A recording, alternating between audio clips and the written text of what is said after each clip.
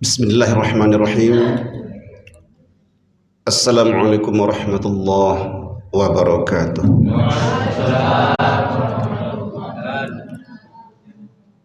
Alhamdulillahi rabbil alamin, wal aqibatu lil muttaqin, wala udwana illa 'alal zalimin. Asyhadu an la ilaha illallah wahdahu la syarika lah, wa ashhadu anna Muhammadan abduhu wa rasuluh alladzi la nabiyya ba'dah. Amma ba'd. Malam ini kita akan membahas sekilas pintas saja tentang perlunya bertaubat kepada Allah Subhanahu wa taala. Dalam berbagai ayat Al-Qur'an dan sunnah Rasulullah, secara tidak kita sadari, ayat memberikan informasi kepada kita bahwa manusia cenderung berbuat salah dan keliru. Ada perbuatan yang sengaja atau tidak sengaja manusia tersalah, terlupa, dan bahkan melaksanakan perbuatan yang tidak Allah ridhoi.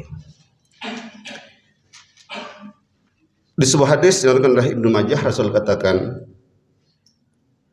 "Kullu bani Adam khata'un, wa khairul khatta'ina at-tawwabun." Kata Rasul, semua anak manusia ini, semua bani Adam ini pernah bersalah, pernah berdosa, pernah keliru. Tetapi kata Rasul, sebaik-baik orang pernah keliru dan berdosa itu mau bertaubat kepada Allah Subhanahu wa taala. Itu artinya bahwa umat Islam bukan berarti tidak pernah bersalah. Umat Islam bukan berarti tidak pernah keliru dalam hidup ini. Tetapi di saat dia sadar kesalahan itu ada, ia bangkit istighfar kepada Allah dan perbaiki keadaan lebih baik dari itu lagi. Dan Rasul katakan pada hadis yang lain, "Ittaqillaha isma kunta wa asbin sayyi'atal hasanata tamhuha wa khaliqin nasa bi khuluqin hasan." Kata Rasul, bertakwalah kamu kepada Allah dimanapun kamu berada. Apakah lagi di masjid, apakah di kantor, lagi di pajak, dimanapun kita berada, kata Rasulullah, haruslah bertakwa kepada Allah.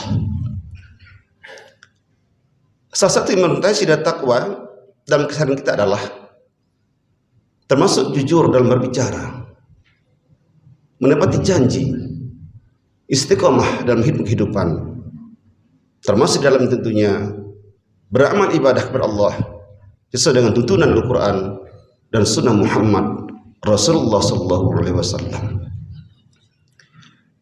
Yang kemudiakan, beberapa hari yang lalu kita pernah mendengar di sebagian tempat cerita ibu-ibu di pajak ini menunjukkan bahwa sebahagian di antara manusia kurang melaksanakan ittaqillah ini. Ada di antaranya yang belanja membeli ikan 1 kilo 35.000 rupiah, dikasih uang 50.000 oleh si tukang bahkan yang penjual ini membalikkan 15.000. Kata pembeli, enggak, katanya uang saya uang 100, balikkan 65.000 rupiah. Tapi si penjual dia pintar, setiap uang 100.000 langsung simpan tempat yang lain, bukan tempat ember, tempat penyimpan uang yang biasa. Karena sering terjadi di satu tempat itu, ibu-ibu belanja itu sengaja untuk mencari keuntungan. Setelah dia beli ikan, dikasih uang 50.000, dikatakan uang 100. Akhirnya dapat dikembalikan 65.000 rupiah, dapat ikan 1 kilo, dapat uang tambahan 15.000 rupiah. Tapi ternyata apa yang terjadi? Si penjual pintar dia, setiap 100.000 uangnya disimpan tempat yang lain. Bisa ibu katakan, tadi mana balik uang saya? Ini bu, 15.000 baliknya. Oh enggak, 65.000 itu uang saya tadi, kata dia. Si penjual buka semua tempat uang tadi, ini bu, tak ada satu bersih uang 100.000 rupiah, hanya paling tinggi uang 50.000 rupiah.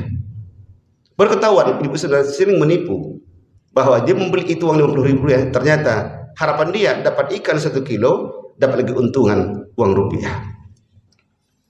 Nah, apakah ini bentuk yang jujur? Pasti tidak. Tapi ternyata dia puasa. Dia puasa, dia sholat, tapi karakter seperti itu. Ini contoh realnya bahwa ternyata Rasul katakan kepada kita semua melalui hadis ini, bertakwalah kepada Allah dimanapun kamu berada, di pajakkah, di kantorkah, dimanapun. Rasul di ujung hadis tadi, wasbin sayyi'atal hasanata tamuhuha, iringilah kejahatan itu, kesalahan itu, kekhilafan itu, kata Rasul, dengan amal ibadah, sehingga kejelekan, kesalahan itu dihapuskan dengan kebaikan yang kita lakukan itu. Itu artinya Bapak Ibu yang kami muliakan, andaikan kita pernah tersalah dan keliru, pernah berdosa, pernah silap dan khilaf dalam hidup ini, maka Rasul katakan perbanyak amal ibadah, perbanyak zikir, perbanyak membaca Al-Quran, perbanyak berinfak dan bersedekah. Insya Allah dengan kebaikan dan amal ibadah ini mampu menghapuskan kesalahan dan dosa yang kita kerjakan tadinya itu. Sengaja atau tidak sengaja, manusia tak pernah luput dari kesalahan dan dosa dalam hidup ini. Bapak yang kemuliakan, di akhir hadis Rasul katakan, bergaulah dengan sama manusia dengan perbuatan yang baik, bi khuluqin hasan. Di sini kita diperlukan bahwa ternyata Islam bukan hanya menghendaki pribadi itu taat kepada Allah saja, tapi diperlukan yang namanya sesama manusia. Hablullah tidak cukup dalam hidup ini, tapi haruslah diiringi, dibarengi dengan hablum minan nas. Bapak yang kemuliakan, nah karena itulah banyak ayat Al-Quran memberikan definisi, memberikan pemahaman kepada kita. Perlunya kita istighfar, memperbaiki diri dan bertobat kepada Allah Subhanahu wa taala.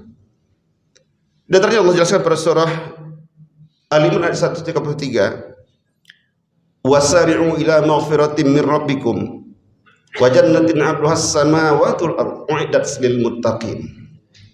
Kata Allah, bersegeralah kamu untuk mencari ampunan dari Allah Subhanahu wa taala dan mendapat surga yang luas seluas langit dan bumi yang disediakan kepada orang-orang yang bertakwa. Oleh ulama tafsir menerjemahkan ayat ini, bahwa peluang hamba Allah akan masuk surga sangat-sangat tidak mungkin akan dicapainya sebelum ia minta ampun kepada Allah segala salah dan dosanya. Jadi langkah pertama di ayat ini adalah bagaimana kita mampu berusaha untuk minta ampun kepada Allah. Wasari'u ila maghfiratin min rabbikum. Bagaimana upaya kita untuk dapat mencapai ridha Allah, mencapai ampun dari Allah Subhanahu wa taala. Karena kalau tidak dapat ampunan dari Allah, maka surga yang dijanjikan Allah tidak mungkin kita capai. Karena itulah Allah jelaskan perlu bertobat kepada Allah Subhanahu wa taala. Maka di lainnya Allah jelaskan pada surah Al-Baqarah 222, Inna Allah yuhibbut tawwabina wa yuhibbul mutatahhirin. Sungguh Allah sangat cinta kepada orang yang mau bertobat kepada Allah dan juga sangat suka kepada orang yang membersihkan jiwa, hati dan pikirannya. Bapak yang kemuliakan, salah satu bentuk di puasa ini membersihkan diri dan jiwa kita adalah di akhir Ramadan nanti. Tentunya di antara yang melaksanakan zakat fitrah. Salah satu cara kita untuk bersihkan jiwa, hati dan diri kita. Karena ini merupakan dua dimensi di dalamnya. Pertama adalah untuk kesolehan individual. Insyaallah yang kedua adalah kesolehan sosial. Kesolehan individual adalah itu artinya Bapak membersihkan jiwa kita. Hati semakin bersih, jiwa semakin lapang. Dan insya Allah pikiran pun semakin tenang dan damai. Orang yang selalu beristighfar kepada Allah, banyak minta ampun kepada Allah Subhanahu wa taala, banyak membaca Al-Quran di tengah malam atau setiap harinya, ini juga merupakan salah satu bagian untuk bersihkan jiwa, hati dan pikirannya. Di sisi lain dari aspek sosialnya, dia membantu orang melalui zakat, apakah zakat mal maupun zakat fitrah itu, membersihkan harta kita, membersihkan jiwa kita, juga berdampak positif kepada orang lain, turut peduli, perhatian, dan berbagi. Sama berbagi inilah salah satu tuntunan Al-Quran kita, sehingga kita tidak dinamakan Allah sebagai orang yang mendustakan agama, karena kita melaksanakan amalan tersebut untuk memberikan bantuan kepada saudara kita yang tidak mampu atau orang yang tidak punya. Tapi kemuliakan, dalam berbagai uraian para ulama kita tentunya mempunyai beberapa karakter atau beberapa ciri seseorang dapat dikatakan orang-orang yang benar-benar istighfar, mohon ampun kepada Allah Subhanahu wa taala. Menurut Imam Al-Ghazali, paling tidak ada 3 hal yang harus dilakukan oleh setiap umat manusia. Kita orang beriman ini ketika menghadapi ada persoalan hidup kita dan menghadapi berbagai permasalahan ini, maka insyaallah Allah akan ampuni dosa kita ketika kita minta ampun kepada Allah dan melaksanakan 3 hal. Pertama adalah setiap kita yang pernah bersalah dan berdosa ikhlas kepada Allah untuk kembali menyadari semua perbuatan salah dosa tadi pernah kita lakukan, karena kita bertobat kepada Allah untuk tidak kembali mengulangi perbuatan yang pernah kita lakukan sebelumnya. Yang kedua adalah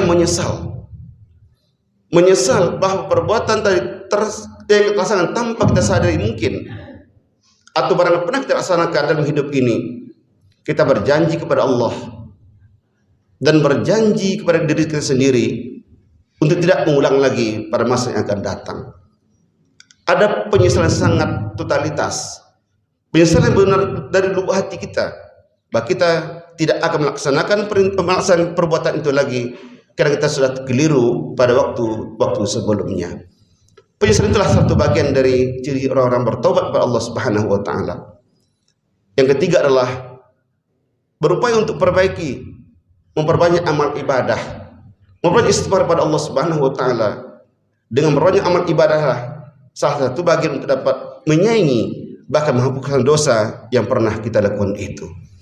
Oleh karenanya bertobat dalam Islam sangat dianjurkan sekali, karena kita menyadari bahwa manusia tak pernah luput dari kesalahan, tak pernah luput dari ketidaksempurnaan dalam hidup ini.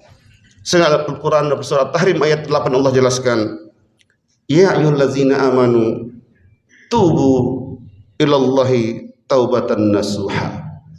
Wahai orang-orang beriman, kata Allah, bertobatlah kepada Allah, istighfarlah kepada Allah dengan taubat dan istighfar yang sesungguhnya.